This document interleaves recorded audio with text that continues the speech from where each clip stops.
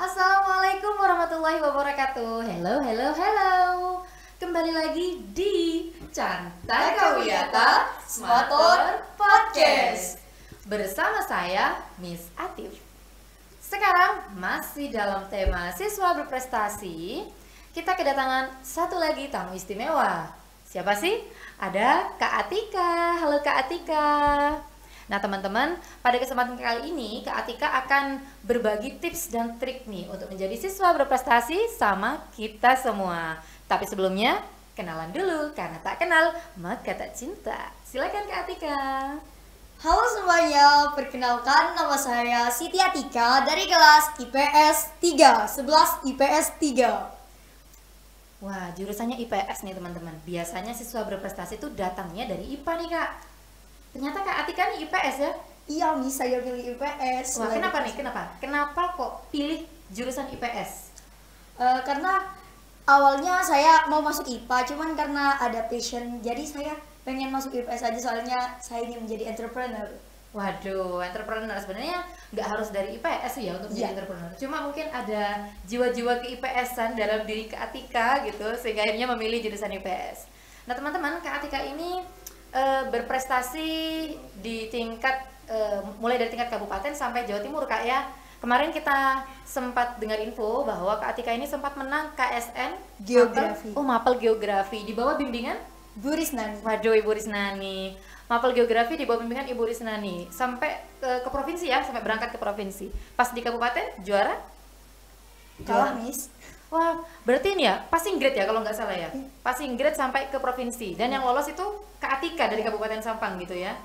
Waduh, luar biasa sekali teman-teman. Jadi nilai Kak Atika ini pada saat KSN Mapel Geografi itu diadu sama teman-teman dari provinsi lain juga. Dan Iya. ternyata untuk Jawa Timur, wilayah Jawa Timur, Kak Atika lolos begitu ya? Iya. Betul. Baik. Luar biasa sekali. Pastinya ada tips nih. Pasti harus berbagi sama kita semua. Kak Atika pasti rajin belajar ya orangnya. Lumayan kalau rajin, ya lumayan lah, Miss.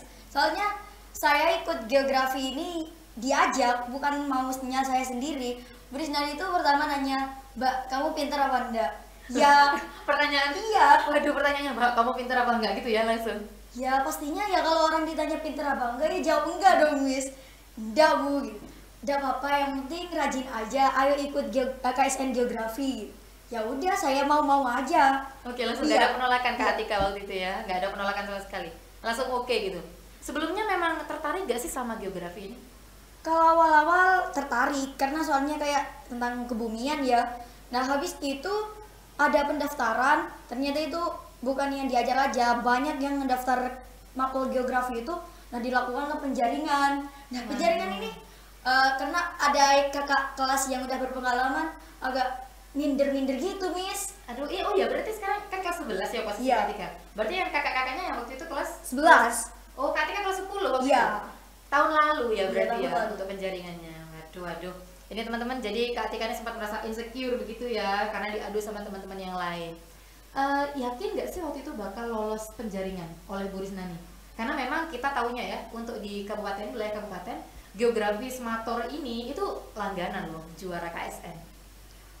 Iya, awalnya itu gak yakin nih, soalnya karena apa? Karena saya diajak, berarti saya harus dengan penuh untuk kemampuan saya itu dikeluarkan di situ, karena itu kepercayaan Bu Risnani. Mau gak mau, ya saya harus lolos di penjaringan ini.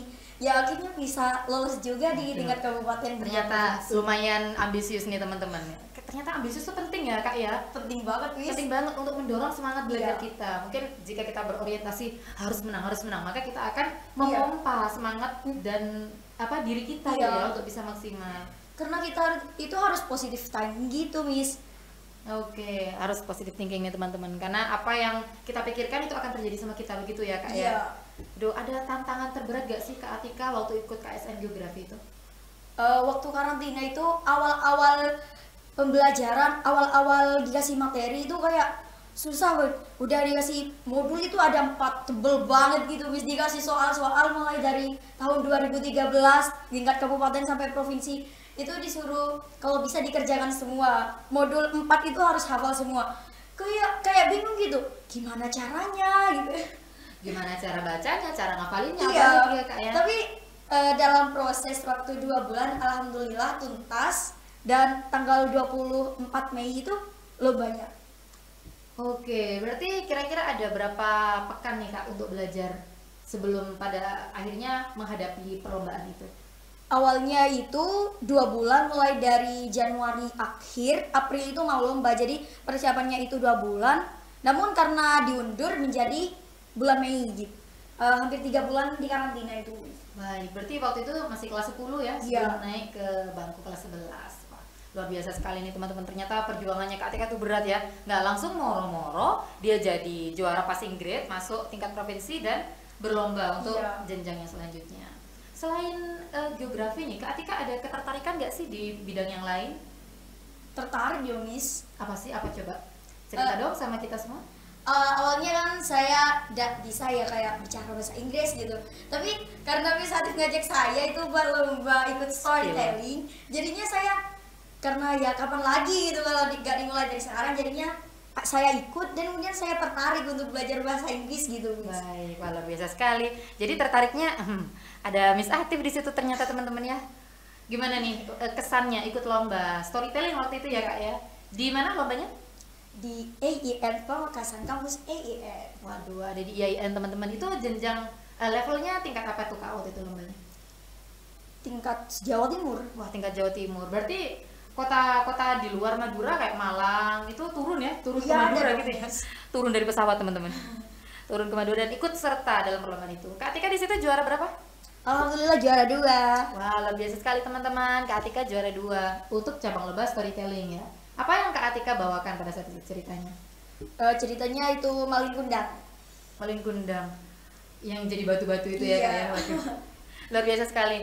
Ada ini nggak sih Kak, tips dan trik yang bisa dibagikan sama teman-teman, gimana sih caranya biar bisa bercerita di depan orang banyak supaya berani gitu?